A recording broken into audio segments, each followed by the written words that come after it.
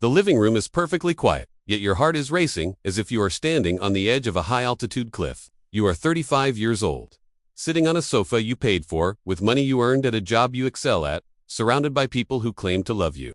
And yet, there is a phantom humming in your marrow telling you that you are trespassing.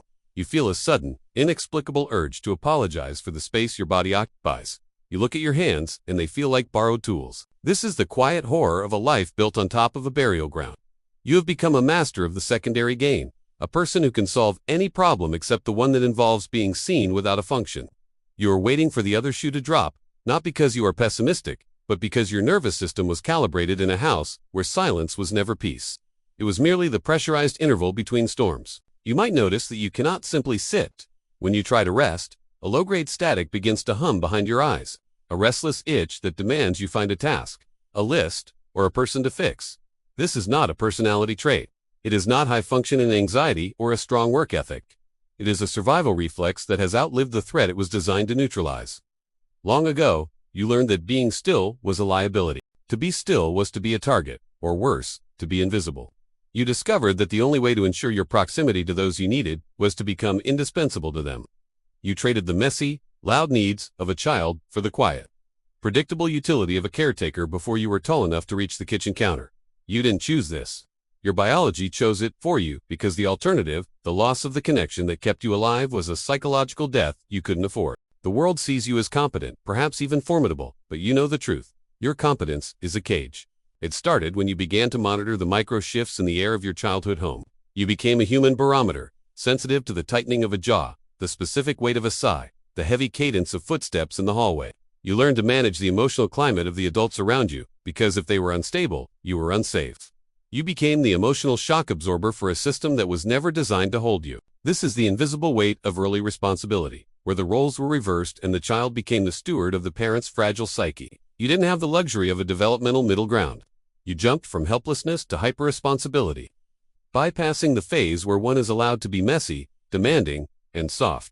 When you look back, you don't see a tragedy. You see a series of intelligent maneuvers. You learned that if you suppressed your own disappointment, the household ran smoother. If you became the one who never complained, you were rewarded with a specific kind of dissonant approval that felt like safety.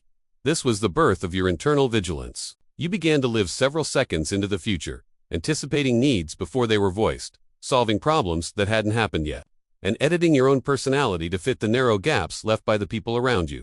You became a ghost in your own life. A highly efficient operator who could navigate any crisis but had no idea how to exist in the absence of one. The cost of this adaptation was the slow, methodical numbing of your own internal compass. You stopped asking what you felt because what you felt was irrelevant to the mission of staying connected. There is a profound shame that attaches itself to the act of needing. It feels like a defect, a crack in the armor that could let the cold in. To ask for help feels like a confession of failure, a regression into the very helplessness you spent a lifetime escaping. You have built a life where you are the person everyone calls, but you have no one to call. This isn't because you lack friends, but because the part of you that knows how to be cared for was never properly wired. It was pruned away like a dead branch to save the rest of the tree. When someone tries to get close to you, you feel a reflexive tightening, a need to distance yourself, not because you don't want love, but because intimacy feels like a demand you aren't sure you can meet.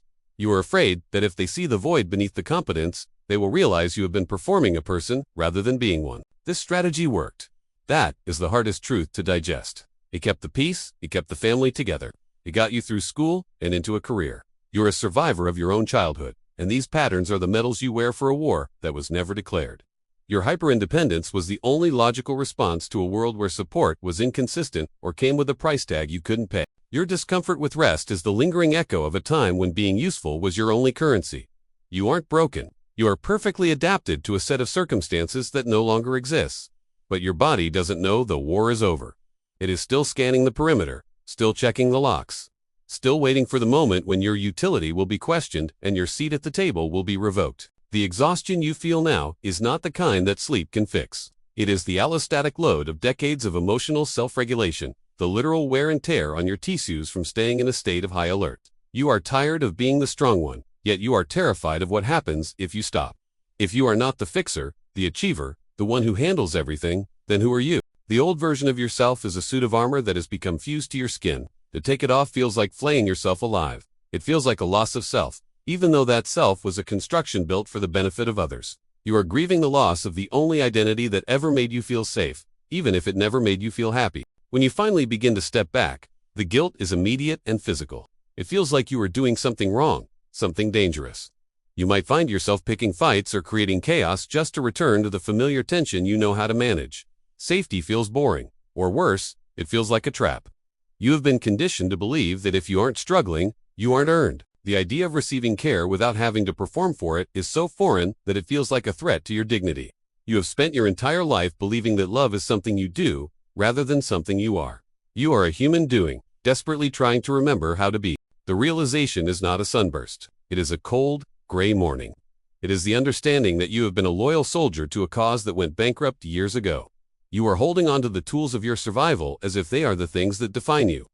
But they are just the things that saved you. Letting go of these old versions of yourself, the hypervigilant protector, the silent martyr, the tireless achiever, feels like loss because it is. You are losing the only map you've ever had. You are standing in a forest without a trail. You're realizing for the first time that the trail you were following was leading you in circles around someone else's house. In the end, you find yourself back in that quiet room, but the air feels different. The silence is no longer a vacuum, waiting to be filled with someone else's noise. You realize that you have been waiting for permission to stop being the version of you that everyone else needed. You have been waiting for a formal discharge from a duty you were drafted into as a child. But there is no commanding officer coming to relieve you of your post. There is only the slow, heavy recognition that the war ended a long time ago. And you are the only one left on the battlefield. Healing is the sober, unsettling process of realizing that you are allowed to put down the weight. Not because you have finally carried it far enough, but because it was never yours to carry in the first place. The exit is right where it has always been, through the door of the armor you no longer need to wear. It is quiet, it is heavy, and it is irreversible.